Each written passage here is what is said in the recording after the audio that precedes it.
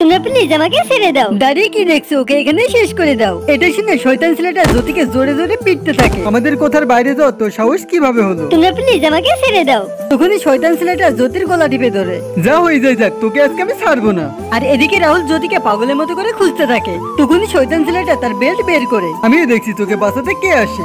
এটা বলে জ্যোতিকে বেল্টে জোরে জোরে পিটাতে থাকে। আমাকে আর মেরো না, আমার দম বাড়িয়ে যাচ্ছে। এইটুকুই তো দম বাড়িয়ে যাচ্ছে, বেল্টটি আমাকে দাও, আমি ওকে হাত সাফ করে নি। এই তোমরা এটা কি করছো? তোমাদের জ্যোতি ভাবে গায়ে হাত দাও সাহস কিভাবে হয়? রাহুল দেখুন আমাকে মারপিট করে আমার কি অবস্থা করেছে। আরে রাহুল ভাই, আপনি এখানে? তোমার কি মনে হয় রাহুল তোমাকে বাঁচাতে এসেছে? রাহুল আমার চাচাতো ভাই, আমার সঙ্গেই থাকবে। এটা শুনে রাহুলের ছোট ভাই ওকে একটি লাঠি মেরে দেয়। তুই এত জানিস তুই কার গায়ে হাত তুলেছিস? জ্যোতি ভাবির সঙ্গে রাহুল ভাইয়ের বিয়ে হতে চলেছে। কি সত্যি রাহুলের সঙ্গে এমের বিয়ে ঠিক হয়েছে? আমার ভুল লেগে গেছে, রাহুল আমাকে মাফ করে দাও। এটা শুনে রাহুলের ছোট ভাই ওকে একটি লাঠি মেরে দেয়। নেক্সট টাইম যদি তোমাদেরকে আমাদের ভাবে আশপাশে দেখি তো তোমাদের আমি জানতে শেষ করে ফেলবো। আমাকে মাফ করে দাও রাহুল, আমার অনেক বড় ভুল হয়ে গেছে। আমি জানি না জ্যোতির সঙ্গে তোমার বিয়ে ঠিক হয়েছে।